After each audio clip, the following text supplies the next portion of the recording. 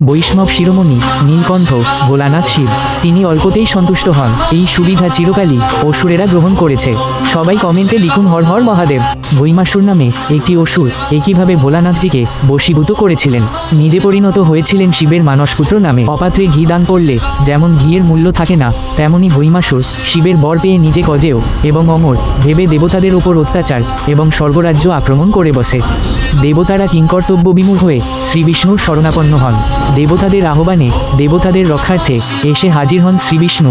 শুরু হয় ভৈমাসুরের সঙ্গে অখণ্ড যুদ্ধ।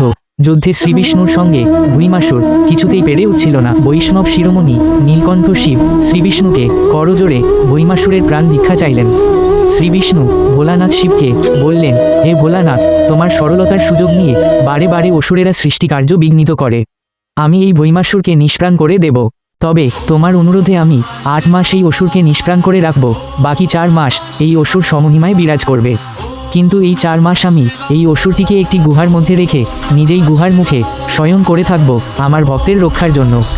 এইভাবেই ভগবান শ্রীবিষ্ণু সেই অনন্তকাল থেকে ভৈমাসুরের প্রকোপ থেকে আমাদেরকে রক্ষা করে চলেছেন। তাই তখন থেকেই ভগবান শ্রীবিষ্ণুর প্রীতিবিধানের জন্য শুরু হয় বৈষ্ণবদের চাতুর্মাস ব্রত উদযাপন।